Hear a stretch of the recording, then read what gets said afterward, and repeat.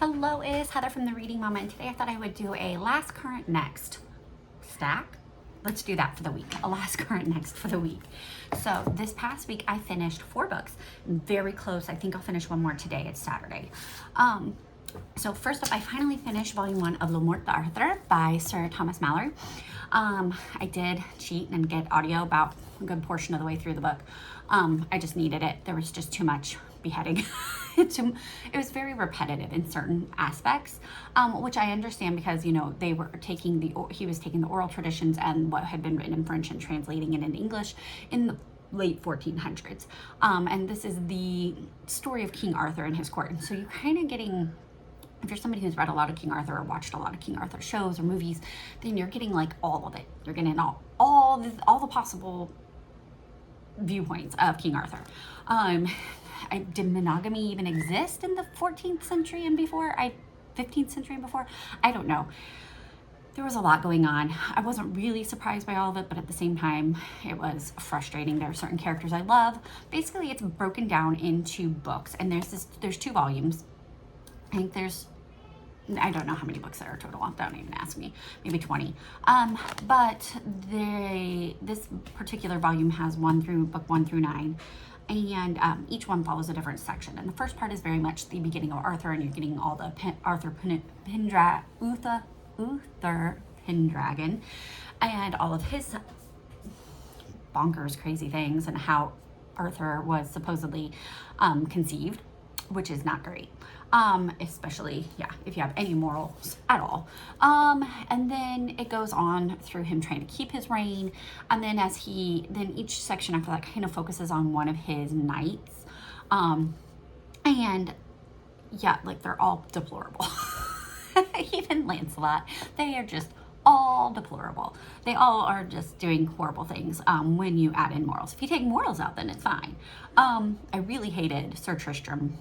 I think Tristram, because there's Tristram and Isolde, I think is how it's spelled. I think it's the Tristan and Isolde story, which I don't really remember, other than the movie back in the 90s, 2000s.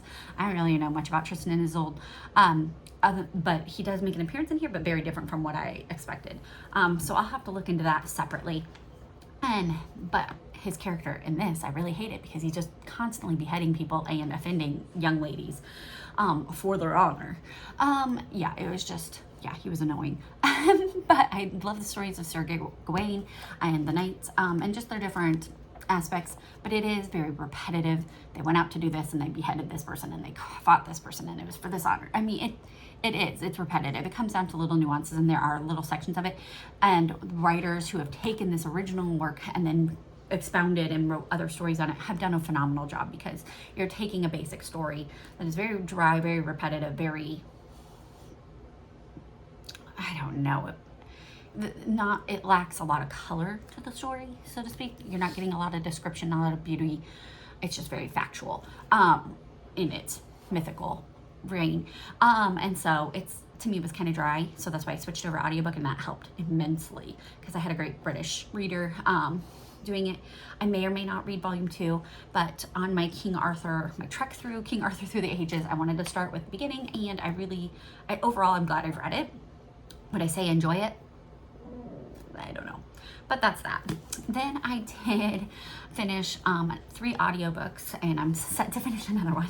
So I listened to Lost Roses, which continues, I cannot think of the author's name, but it continues from Lilac Girls. It's one of the characters in that. Let me see here. I got it. Lost Roses by Martha Hall Kelly. And Lost Roses takes place during World War I and the Russian Revolution. And so in Lilac Girls, you're following World War II, and you follow an American and some women in Ravensbrück, and I believe there was a Nazi woman camp leader as well. It's been a while since I read that one, and I really enjoyed it. It is very gritty, very graphic, so keep that in mind if you're reading Martha Hall Kelly. There are some things that there's a little bit of language, not a lot, I would say, but there is some language, and there is sexual assault. It is pretty graphic about the war things that are going on. There's some kidnapping that goes on in this particular one. So keep all those triggers in mind. But The Lost Roses follows 4 women, really only 3. You follow a Russian aristocrat and her best friend who is an American aristocrat. And they open up with them in New York and seeing what life is like here. Then they travel to Russia right before the war and all of that happens. And then they're separated and you get both of their stories through the war and the different things that they go through. And then along with that, you're getting a Russian peasant and her connection to the aristocrat throughout it. It was a very hard-hitting and it was very exciting, but it was very gruesome and gritty. So keep that in mind. But you see the fall of the Tsar and the Russian Empire. You get a little bit of World War I. This is really just like, World War I is like a blip in this. It's a side story to everything else that's going on. You really focus on the Russian realm and helping Russians in America. You get the Russians who flee to Paris and what it was like for them there. And you get all of that. And so I really enjoyed it. As a mother, it was a very hard story because, like I said, there is some kidnapping in it. And that was very devastating. And like, I don't know. She does a really good job of doing gritty, hard-hitting, devastating stories, but that then, and you know, they come around. You end up happy at the end, mostly. But just keep that in mind. So that was The Lost Roses. Then I finished the audiobook Lives of Kings and Queens of England. I know there's a revised edition, so I'd be interested to see what happened in that. I liked it for an overview of all the kings and queens and like the basic monarchy in England. I'm getting ready to do some medieval studies in our family for school next year, and so I thought, oh, let me do this. So give me kind of like an overview, help me get in that British mindset before we dive into Middle Ages. I know there's more than Britain. I'm got other books for that, okay? But I wanted to start there. And it tied well with my King Arthur studies and kind of seeing what life was like. It was very much a British perspective and very focused on that. I feel like if I knew some more about the political climate in England when it was written, I would know a little bit more about the author's slant on a few things, because I definitely can feel like a leaning of a certain way, but I can't put my finger quite on it. Also, there were a few kings and queens who she made some comments about that I do not think are factual based on some other things that I said, other things that I've read from historians I trust. And so, you know, take that with a grain of salt. You're going to come across that in any biography, any historical book. You're going to find discrepancies. And so it's just where you're going to line up on that. And then keep that in mind, because that colors how they view things. I did feel like there were definitely favorites, let's put it that way. There are certain sections, but you go through all the monarchs and you go through it really quickly. I don't remember how many hours it was, but it was a very quick study. It reminded me a lot of H.E. Marshall's Our Island Story, which we read with kids in our home, because it just went like a chapter for each monarch, and it broke it up into the different houses or families, and it just went really quick. And so I did enjoy that part of it. And then yesterday I finished The Lovely War by Julie Berry, which is a World War I historical fiction romance with mythology. It was really, like, I just keep thinking about it because it was so unique and I really, really loved it. So forgive me if I give any spoilers. If you don't want to know any spoilers, don't maybe skip this section.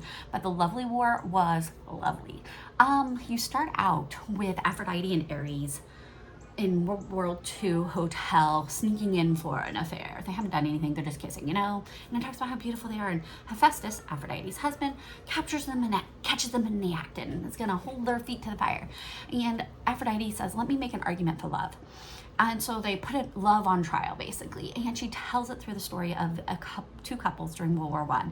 And it is so beautiful. And like, I just keep thinking about how it ended, because how she uses the love story of these two couples during World War I who deal with racism, who deal with tragic loss, violence of war, some sexual assault, just some horrific things and some hard things. And she uses their story because really these are the sweetest, most beautiful little romances. They were so, like, kick your heels, lovely romances. There wasn't a lot of kissing or anything. That when I say there was sexual assault, it was a physical assault. It didn't go anywhere. It was stopped, but keep that in mind if that's a trigger warning for you. But so it was, I don't remember anything sexually graphic or explicit. And if there was swearing, it was very few. So much so that I didn't notice. The audiobook was done phenomenally. It's got music, got a great cast of characters. But the way that the author ends it is she uses those love stories for Aphrodite to plead her case for love for the man God that she loves, and it is so beautiful, and I just keep going back and thinking about it. So I highly recommend Lovely War. I'm reading that along with Loyal to Literature on Instagram's Maythology, where she has like each week of May you're reading a mythologically based book, and I absolutely loved it. And this was supposed to be something with Greek gods. So that was my last reads, and now on to my current reads. What am I actually physically in the middle of? I am listening to The Women of Oak Ridge by Michelle Shockley, and I am loving it. It is so good. We're following, it's a dual timeline like Michelle Shockley always does. We have a girl in the 1970s and her aunt in the 1940s working at Oak Ridge, which is where they developed the uranium for the atomic bomb. And you have a little bit of a missing person mystery going on with her aunt in the 40s, and in the 70s, she's come to visit her aunt. She's working on a doctorate in psychology, trying to see how working in these secret cities affected people. And so she's dug up some of this, and I'm just at the point where they're about to uncover everything. So it's very exciting, great audiobook.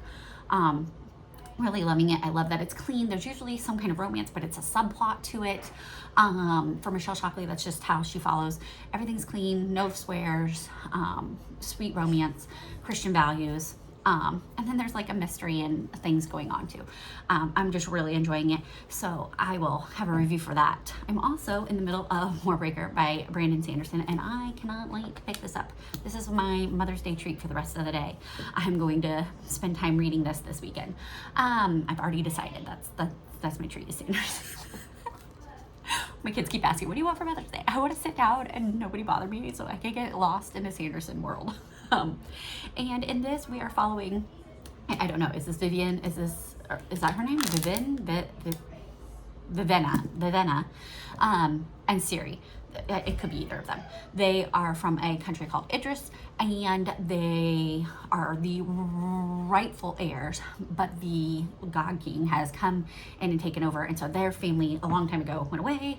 They live nice and peaceably, as peaceably as they can, and they stay very much neutral because color is magic, and it comes through breath. And don't ask me how it all works. I don't know. You have so many breaths in you. Once you can give them away, but you have to give all of them away. You can make things come alive with your breath.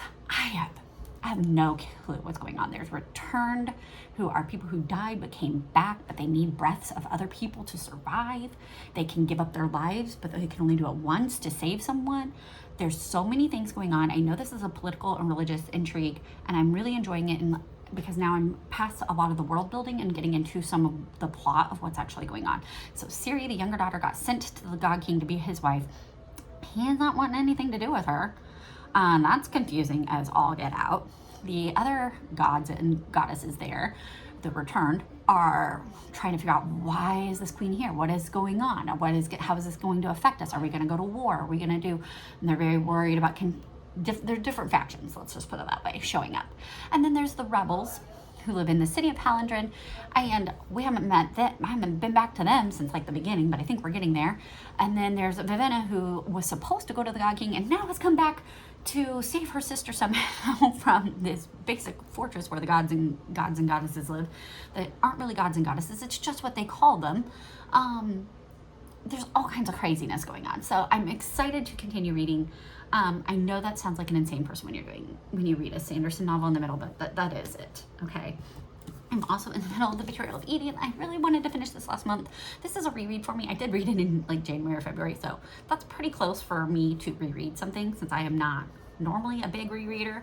But I'm reading it along with Aaron Phillips and I'm enjoying it. I think we're supposed to finish it sometime mid-May, so I'm not too worried about it, but I am enjoying going through and highlighting some of my favorite quotes and stuff this time as I go through it, but apparently I've lost my bookmarks.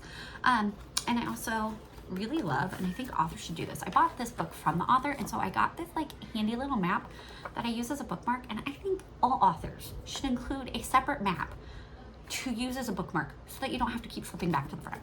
Just a thought. But I'm loving this. This is kind of Monte Cristo retelling. We're right in the middle of where Eden is just very naively going along with the plan, thinks she's going to marry the rich guy.